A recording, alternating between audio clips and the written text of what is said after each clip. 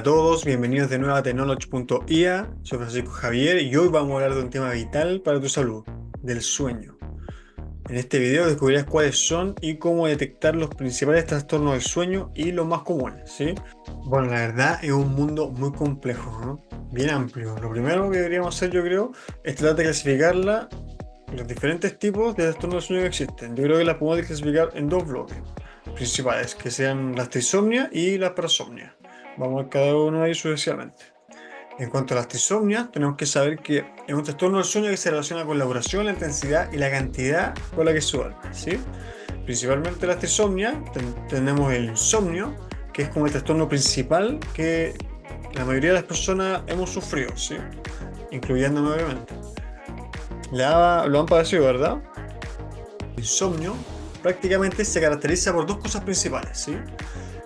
La primera de ellas, porque una persona manifiesta la incapacidad de poder volver a dormir cuando se va a la cama, y cuando se va a la cama nuevamente no puede dormir.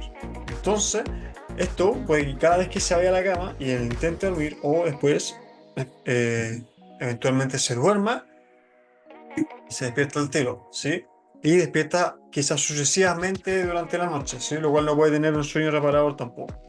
El trastorno del sueño más conocido como el insomnio está motivado por una infinidad de las causas, ¿sí? Muchas de ellas sabemos que, por ejemplo, está el estrés, cenas muy contundentes, consumir alcohol, el ruido por la noche si vives cerca de una avenida, como me tocó una vez a mí.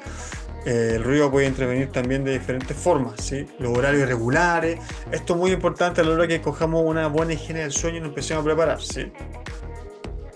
Yo creo que es vital saber organizarse un poco, como en pocos momentos, tomarse tiempo para organizarse para el día a día, para irse a la cama en un momento apropiado, para poder dormir con un mínimo de calidad de sueño. Podríamos decir que, por ejemplo, el insomnio también puede ser secundario a otros cuadros, como también la ansiedad, pues quizás por el trabajo, por alguna tarea no cumplida, por la depresión, quizás algún adulto mayor por algún tipo de demencia senil, incluso puede estar relacionado con el consumo de alguna otra sustancia, ¿sí?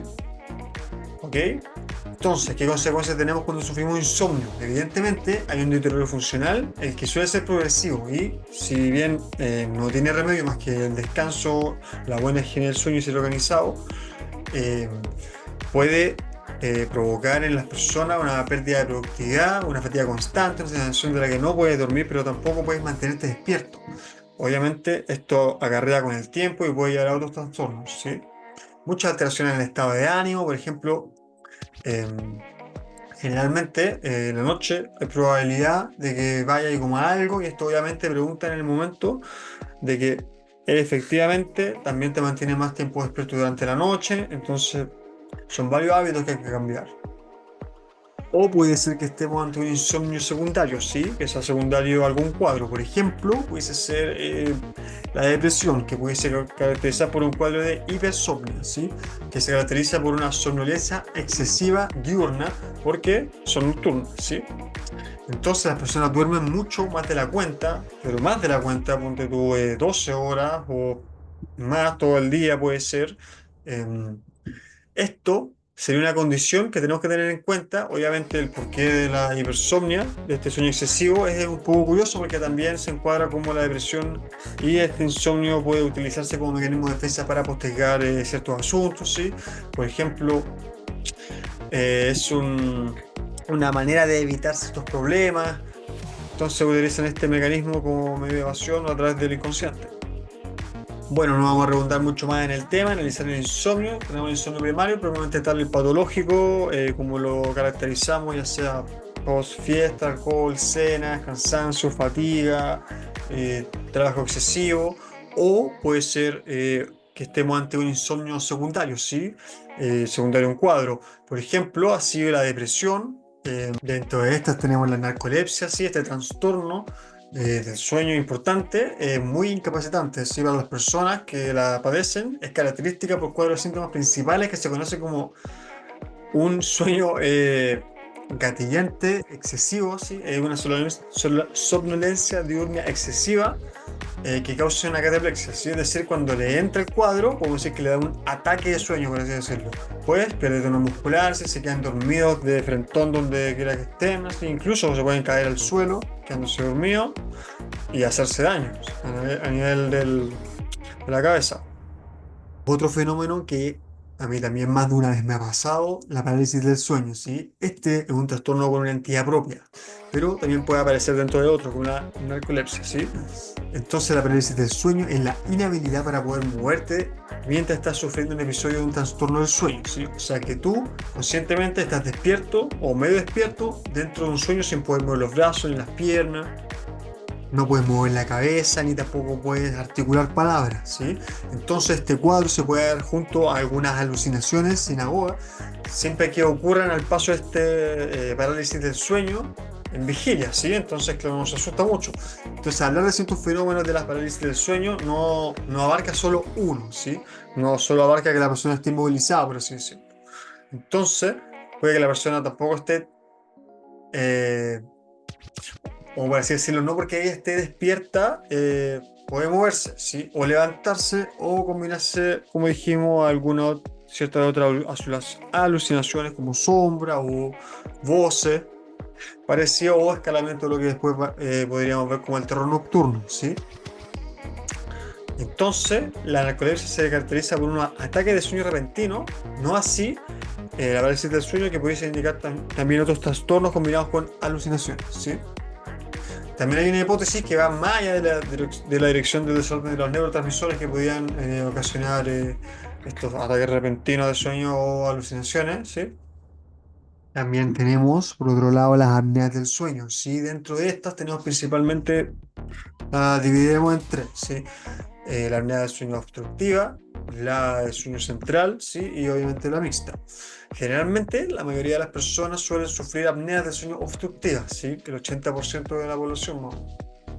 Durante el sueño, esto se refleja con los músculos de las vías respiratorias más estrechas, ¿sí? Puede ser ya por el peso, por alguna enfermedad obstructiva, por aumento del perímetro del cuello, enfermedades congénitas, ¿sí? No deja pasar el flujo de aire y obviamente el cerebro percibe esto como insuficiencia de aire, lo que pudiese ser una hipoxia. Entonces se estrecha, claro, no dejan pasar el aire y obviamente el cerebro lo percibe como una asfixia, ¿sí?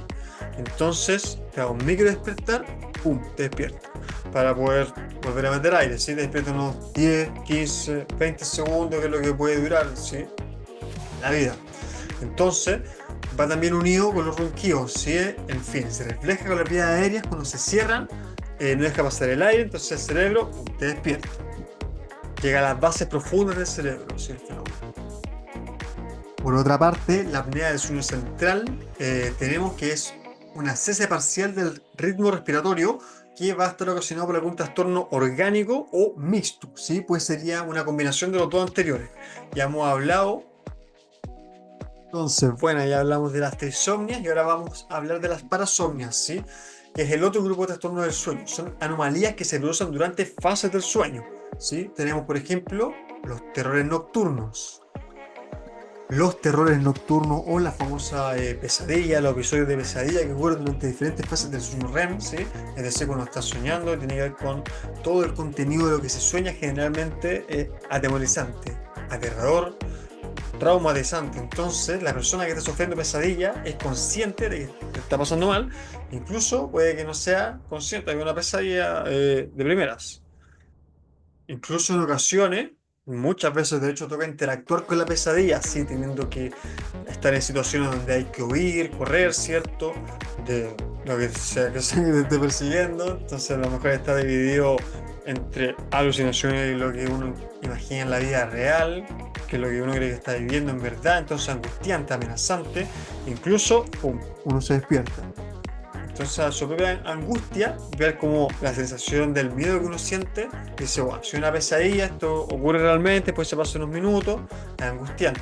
Pero, ¿por qué se producen estas pesadillas? ¿Sí? Hay muchísimas hipótesis y puede ser por circunstancias vitales muy estresantes, puede ser por algún tipo de trastorno del sueño, trastornos también del tipo psicológico. También es interesante analizar que algunas pesadillas se repiten, ¿sí?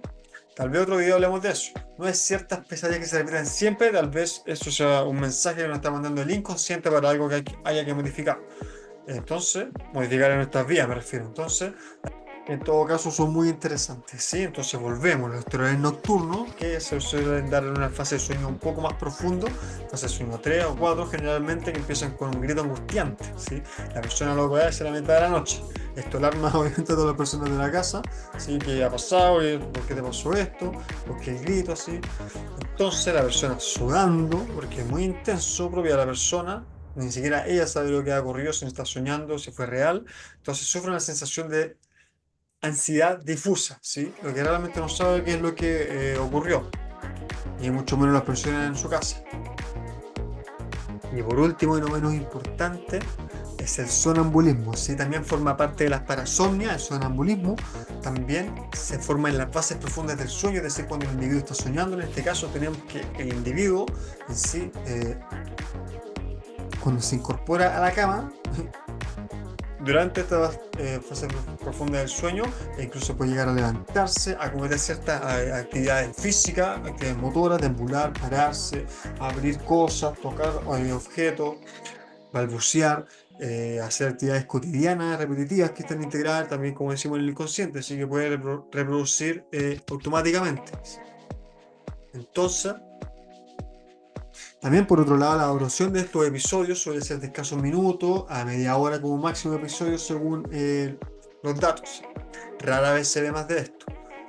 ¿Han visto algunos? Pocos, muchos. Bueno, la literatura científica dice que, lo quieran o no, somos proclives a tenerlo y que generalmente son episodios de corta duración. La persona que generalmente se levanta se incorpora, ¿sí? Deambula sin rumbo, de hecho, como que si se llega a incorporar, entonces se abalanza muchas proclividades a cometer después otras actividades motoras, ¿sí? Entonces uno se despierta y pregunta cómo he llegado aquí, en mi casa, qué hago en este piso, qué estoy haciendo con mis manos.